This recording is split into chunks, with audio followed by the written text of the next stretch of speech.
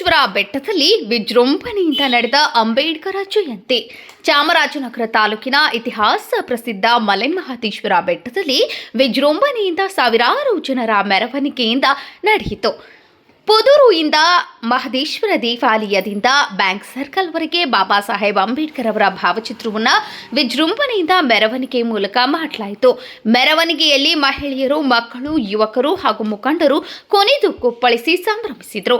ಈ ವೇಳೆ ಚಾಮರಾಜನಗರ ಜಿಲ್ಲಾ ಡಿಎಸ್ಎಸ್ ಸಂಘಟನಾ ಸಂಚಾಲಕರಾದ ದೊರೆಸ್ವಾಮಿ ಅಲಿಯಾಸ್ ಜಾನಿ ಅವರು ಮಾತನಾಡಿ, ಈ ದಿನ ಬಾಬಾ ಸಾಹೇಬ್ ಅಂಬೇಡ್ಕರ್ ಅವರ ಜಯಂತಿಯನ್ನು ಮಹದೇಶ್ವರ ಬೆಟ್ಟದಲ್ಲೇ ವಿಜೃಂಭಣೆಯಿಂದ ಮಾಡಲಾಗಿದೆ. ಅಂಬೇಡ್ಕರ್ ಅವರು ಹೇಳಿದಂತೆ ಸಮಾಜವನ್ನು ಸಮಾನತೆಯಿಂದ ಕಾಣುವುದು, ಎಲ್ಲರೂ ಸ್ವತಂತ್ರರಾಗಿರುವುದು, ಶೋಷಿತರು ಶೋಷಕರು ಪರಸ್ಪರ ಗೌರವದಿಂದ ವರ್ತಿಸುವುದೇ ಅಂಬೇಡ್ಕರ್ ಯುಗವಾಗಿದ್ದು, ಇದನ್ನು ಪರಸ್ಪರರಿಗೆ ಹಂಚಿಕೆ ಮಾಡಬೇಕು. ಅಂಬೇಡ್ಕರ್ ವಾದವನ್ನ ಇಂದು ಇಡೀ ವಿಶ್ವವೇ ಒಪ್ಪಿದೆ. ಇವರ ವಾದ ಅನುಸರಿಸುವ ವ್ಯಕ್ತಿಗಳು ಅನ್ಯಾಯದ ವಿರುದ್ಧ ಹೋರಾಡುವ ಬದಲು ಅನ್ಯಾಯ ಆಗದಂತೆ ನೋಡಿಕೊಳ್ಳುವ ಕೆಲಸವನ್ನ ಮಾಡಬೇಕಿದೆ. ಅವರು ಹಾಕಿಕೊಟ್ಟ ಮಾರ್ಗದಲ್ಲಿ ನಾವು ನಡೆದಿದ್ದೆ, ಆದರೆ ಅದರಲ್ಲಿ ನಮ್ಮ ದೇಶದಲ್ಲಿ ಸಮಾಜ ನಿರ್ಮಾಣವಾಗಿದೆ.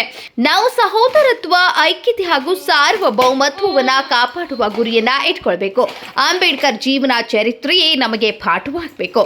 ಶಿಕ್ಷಣ ವಂಚಿತರಾಗಿ ಯಾರೂ ಇರಬಾರದು. ಎಲ್ಲ ಸಮಾಜವನ್ನ ಸರಿಸಮಾನವಾಗಿ ನಡೆಸಿಕೊಳ್ಳುವ ಕೆಲಸವಾಗಿದೆ. ಇವರ ಪ್ರತಿಯೊಂದು ಆಲೋಚನೆಗಳಿಗೂ ವೈಜ್ಞಾನಿಕವಾಗಿತ್ತು. ಆದರೆ ನಾವು ಇನ್ನೂ ಕೆಲವೆಡೆ ಮೌಢ್ಯತೆಯನ್ನು ಆಚರಿಸುವ ಪರಿಪಾಠನ್ನ ಬೆಳೆಸಿಕೊಂಡಿದ್ದೇವೆ. ಇಂತಹ ಆಚರಣೆಗಳ ನಿರ್ಮೂಲನೆ ನಮ್ಮ ಕರ್ತವ್ಯವಾಗಿದೆ. ಜ್ಞಾನವನ್ನ ಬಿತ್ತರಿಸುವ ಕೆಲಸವನ್ನ ಮಾಡಬೇಕಿದೆ. ಇಂತಹ ಆಚರಣೆಗಳ ನಿರ್ಮೂಲನೆ ನಮ್ಮ ಕರ್ತವ್ಯವಾಗಿದೆ. ಜ್ಞಾನವನ್ನ ಬಿತ್ತರಿಸುವ ಕೆಲಸವನ್ನ ಮಾಡಬೇಕಿದೆ.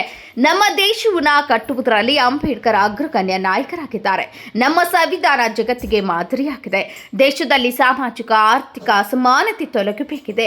ಶೋಷಿತರ ಸಬಲೀಕರಣವಾಗಬೇಕಿದೆ. ಶಿಕ್ಷಣ, ರಾಜಕೀಯ, ಉದ್ಯೋಗಗಳಲ್ಲಿ ಈ ಸಮಾಜ ಪ್ರಬಲವಾಗಬೇಕಿದೆ. ಅಂಬೇಡ್ಕರ್ ಜಯಂತಿ ಆಚರಣೆಯ ಜೊತೆಗೆ ಇವರನ್ನ ಅನುಕರಣೆ ಮಾಡುವ ಪರಿಪಾಠನ ಕಲಿಯುವಂತಾಗಬೇಕಿದೆ ಎಂದು ತಿಳಿಸಿದರು.